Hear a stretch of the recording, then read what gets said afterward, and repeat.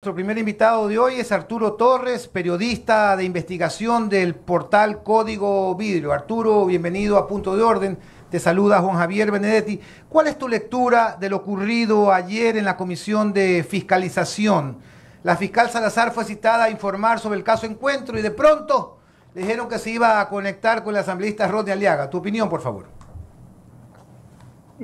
Muchas gracias, buenos días a la audiencia. Creo que lo que ocurrió ayer es un acto penoso, yo no diría de política, sino de una emboscada, como bien se ha identificado a lo que ocurrió ayer en la Asamblea, cuando lo que se trataba es de un acto formal de fiscalización, es decir, permitirle a la fiscal que exponga sus argumentos, pero sobre la marcha, como si se tratara de un acto más bien circense. Lo que hizo el correísmo a través de sus asambleístas y de la presidenta de la Comisión de Fiscalización, Pamela Aguirre, fue básicamente mostrar o aparecer en uno más de los capítulos bochornosos que ha protagonizado el correísmo los últimos meses, diría yo, porque este no es sino uno más de los bandazos que se han pegado, identificando que su única agenda gira en torno al regreso y a la impunidad de su líder que está prófugo en Bélgica. Entonces, el inicio y el fin de todo lo que hace el correísmo está en función de esa agenda. No hay otras propuestas, no hay otro tipo de opciones desde el correísmo para buscar reinstitucionalizar al país, mejorar, desarrollar al país con una legislación mucho más eficaz en un entorno de violencia y de criminalidad y de corrupción generalizada. Entonces creo que lo que hicieron ayer es, de alguna forma, nuevamente evidenciar cuál es su objetivo en miras a un juicio político que quieren, que están obsesionados en concretar contra la fiscal, porque ese es el objetivo claro, y usar para esto a un prófugo de la justicia, que es Ronnie Aleaga, conocido como el ruso, en el caso Metástasis, muy cercano a Leandro Norero, el narcotraficante que financiaba las actividades de los Lobos y también estaba conectado con el correísmo a través de algunos de sus actores. Arturo, buenos días Arturo, te saluda Alfonso Harp. Yo ya no diría ni siquiera que es una evidencia, ya la Revolución Ciudadana cae en lo que podemos calificar sobre evidencia, es decir, ya va más allá, rompe todos los límites, sobre evidencia de vínculos con grupos organizados. Ellos, cuando estalló todo esto, entre comillas, marcaron distancia con Ronnie Aliaga. Es más, se desafilió Ronnie Aliaga de Revolución Ciudadana. Algunos de los integrantes del bloque de Revolución Ciudadana ya dijeron que no tenían nada que ver ni que tenían nada que hacer con Ronnie Aliaga. Pero de repente ayer aparece nuevamente Ronnie Aliaga, que está más que embarcado en estos problemas de casos Metástasis y otros más. Aparece de repente conectado o se intentó conectar. La fiscal obviamente se retiró y ahí quedó todo, pero demuestra pues de que hay esa correlación directa con Pamela Aguirre, con algunos miembros de la Revolución Ciudadana, no digo con todos, con algunos miembros del bloque legislativo de Revolución Ciudadana. Y todo esto también evidencia de que cada día se reducen más los atláteres del expresidente Correa y han quedado reducidos a 3 o a 4, que son los que hacen todo aquello que dicta el expresidente. ¿Tu opinión, Arturo?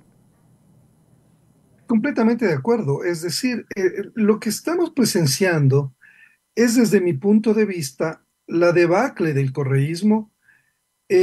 y la división profunda que existe en ese movimiento que ha tenido una fuerza la última década, que se convirtió en el primer movimiento político, pero que ha sido incapaz de ver más allá de las necesidades y de los objetivos de un líder que vive en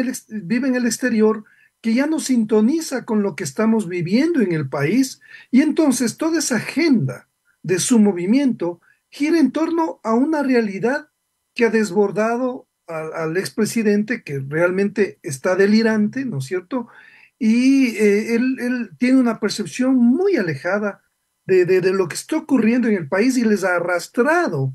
a estos, algunos de sus asambleístas, creo que está bien matizarlo, porque también se evidencia la división interna y el desgrane acelerado que hay en ese movimiento, porque las críticas surgen a todo nivel. Entonces, esta evidencia, ¿no es cierto? Este capítulo sombrío que ayer se escribió en la Asamblea, sobre todo creo que deja muy mal parada a la Asamblea como institución, ¿no es cierto? Porque la Asamblea se trató de convertir con esta agenda del correísmo en una vitrina para exponer a un prófugo de la justicia que en lugar de venir a dar la cara por sus actos al país, lo único que hace es utilizar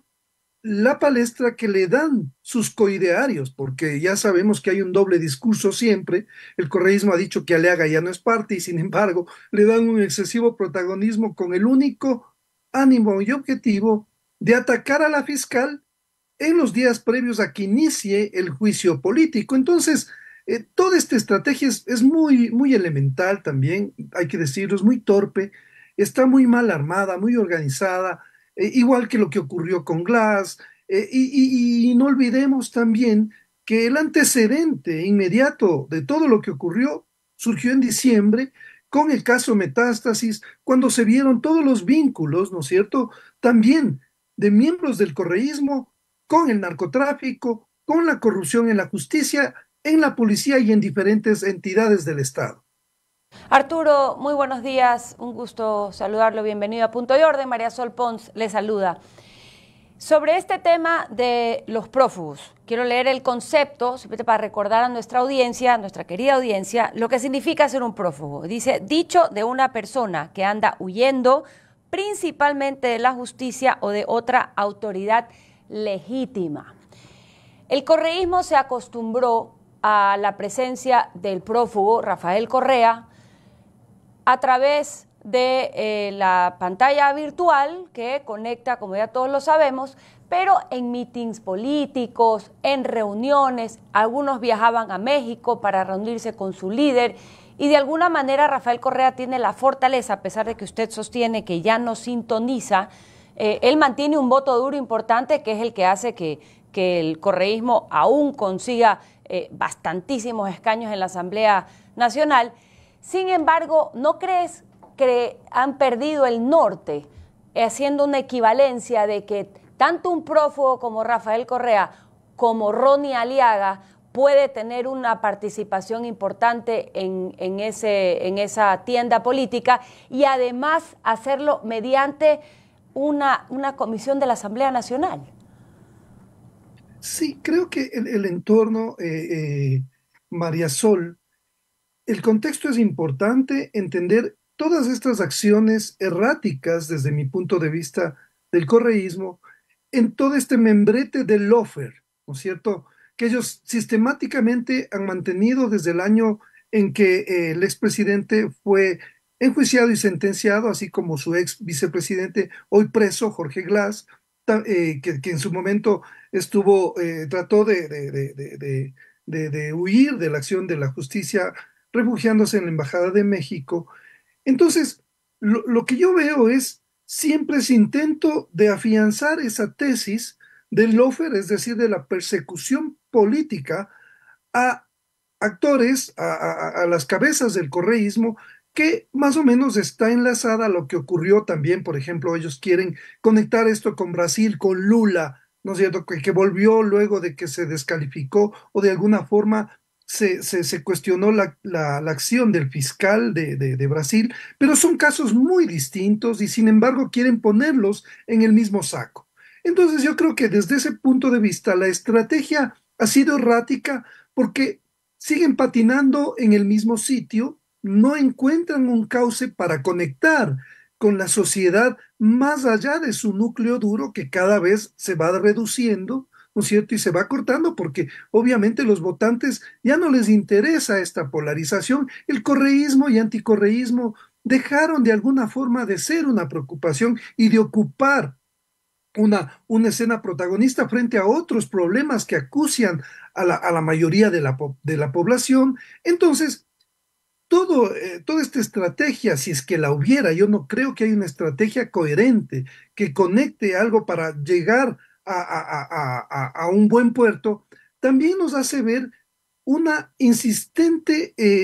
táctica operativa de socavar, de torpedear a las instituciones como el sistema judicial, porque lo que pasó ayer en la Asamblea no es un ataque a la fiscal solamente, o sea, no es solamente hacerle mostrar esto de presentar a un prófugo para hacer una especie de careo con la fiscal de la nación de un prófugo, sino que esto afecta y trata de afectar y de torpedear gravemente a la institución judicial, porque la institución judicial, hay que decirlo, la justicia es la que sentenció al expresidente Correa, es la que ha sentenciado a Jorge Glass y a decenas de integrantes del correísmo por corrupción. Con esta estrategia de lawfare, lo que se trata es de socavar a la institucionalidad, al Estado y por ende a la democracia en el país, con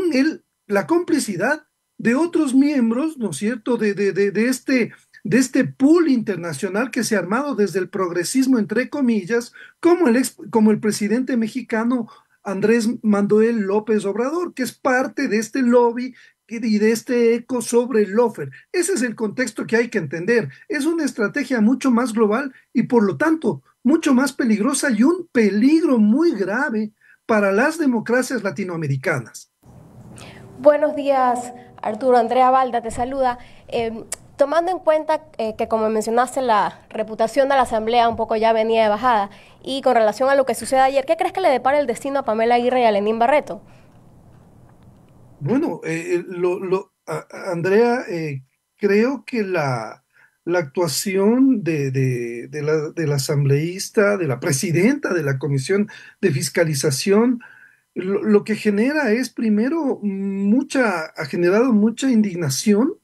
porque sin personalizar el caso de defender o no a la persona de Diana Salazar como fiscal, es a la institución, ¿no es cierto? De nuevo, es a la institucionalidad a la que se está afectando, a la que se está socavando. Entonces, en este intento demencial, ¿no sé, por cortarle la cabeza a la fiscal, ¿no es cierto? Por sacarla de juego, para que los casos queden en impunidad y todo se desmorone como un castillo de naipes, lo que ha hecho el correísmo es mostrarse de cuerpo entero como un organismo decrépito, ¿no es cierto?, que está caminando ahora con bastón, tratando de encontrar una ruta, dando bastonazos de pronto para tratar de seguir caminando en un camino que es muy incierto, porque no hay, como yo decía al inicio, un proyecto que se engrane, que se acople a las necesidades del país, más allá de sus necesidades personales e individuales. Entonces, esa es la visión de ese movimiento y por lo tanto creo que ese movimiento ya no conecta con las necesidades y las expectativas de la mayoría de la población, que lo que buscan es que se solucionen sus problemas, más allá de este debate y de este enconado encuentro y de estos ataques desaforados contra la fiscal y contra la institucionalidad del país. Estamos conversando con Arturo Torres, periodista de investigación del portal Código Vidrio. Desde hace algún tiempo se viene hablando de estaciones secretas de la policía de China en varios países del mundo. Entiendo que Código Vidrio ha descubierto agentes encubiertos en Quito. ¿Nos puedes contar al respecto, por favor? Claro, muchas gracias por la pregunta. Sí, nosotros acabamos de publicar un documental en el cual mostramos una estrategia que tiene China a propósito de que Ecuador se volvió no solamente el puente de entrada hacia América, sino que acá ciudadanos chinos se están quedando para emprender diferentes negocios por la persecución y el hostigamiento que viven en China. En Ecuador, recordemos, no se requiere una visa para entrar en la mayoría de la mayoría de ciudadanos de todos los países, tras esta figura paradójica de la ciudadanía universal. Entonces Ecuador se convirtió en ese epicentro de un fenómeno inédito en la región y en ese contexto es que China creó alrededor de 54 estaciones clandestinas en varios países donde ya han sido descubiertas estas operaciones, pero también en Ecuador, en una agencia de viajes aquí en el Hotel Quito, que es propiedad de una empresa china. También operaba, según toda la información que hemos podido recabar, evidencias sólidas de que operaba esta estación precisamente para hacer un seguimiento, para monitorear, para hostigar a los ciudadanos chinos que han emigrado al Ecuador, que el año pasado, solo el año pasado, llegaron 50.000 ciudadanos de China al Ecuador y se quedaron alrededor de 25.000. Lo que per se a mí, yo en ese caso no lo veo negativo el hecho de que lleguen chinos con emprendimientos para invertir su dinero, ¿no es cierto? Porque además el problema real es el gobierno chino, el gobierno del Partido Comunista Chino, que después de la pandemia lo que ha hecho es estrechar, fortalecer, agravar sus políticas de control interno y por lo tanto ahora estamos viendo ese problema de un éxodo masivo en varios países, pero sobre todo en América a través de Ecuador, y eso es lo que un poco evidenciamos en este documental que desde ayer ya está circulando en nuestras redes sociales. Arturo, no he tenido oportunidad de leer todavía el documental, pero hace poco tanto Alemania como Gran Bretaña acusaron a China de espionaje en momentos distintos. Y sabemos también que hay un montón de acusaciones de espionaje a disidentes chinos en otros países. ¿Sabemos cuál era el objetivo o los objetivos del espionaje en Ecuador? Sí, en Ecuador la cabeza de esta operación es un ciudadano chino que fungía como empresario de una agencia de turismo instalada en el Hotel Quito desde el año 2014, y sin embargo, entonces su papel era se conectaba con las colonias, con la colonia china en Ecuador, con asociaciones chinas, para, desde su rol de empresario, esa era la fachada. La agencia de viajes era una fachada, así opera en otros países la policía clandestina china, y con eso se acercan a sus conciudadanos para tenerlos todo el tiempo controlados. Entonces, en China ocurre exactamente lo mismo. Los ciudadanos se someten a una lógica de vigilancia del Estado chino, sometidos, por cierto, por la fuerza, coercionados, y esa misma lógica se extiende a otros países y por eso hay casos exactamente en Gran Bretaña, en Estados Unidos, en Canadá, donde se han descubierto estas prácticas de hostigamiento, de persecución, de seguimiento a los ciudadanos chinos que han emigrado a esos países en busca de desarrollo, de libertad, y se han iniciado procesos judiciales, los parlamentos en el caso de Canadá y en Estados Unidos han investigado los casos y acá, sin embargo, no ocurrió nada, ¿no es cierto? Estas operaciones han venido estando presentes de manera sostenida desde el año 2013, 2014, empezaron cuando el gobierno de entonces, de Rafael Correa, le abrió las puertas de par en par a China y ya vemos todos los fenómenos que se han desencadenado. Este es uno más de muchos fenómenos que ha ocasionado la entrada de China al país y como digo, no es un tema contra los ciudadanos de China, porque ellos son, o sea, son también víctimas de un régimen totalitario chino, pero sí hay unas prácticas muy oscuras del gobierno chino que ha sido como protagonista de esta estrategia a través de estas estaciones clandestinas que en el caso de Ecuador se instalaron en Quito, en el Hotel Quito y también, bueno, estamos siguiendo una pista de una estación clandestina que funciona en Guayas. Muchísimas gracias, Arturo Torres, periodista de investigación de Código Vidrio, por estar en este programa. Buenos días, Arturo. Muchas gracias, buenos días para ustedes, un excelente día también.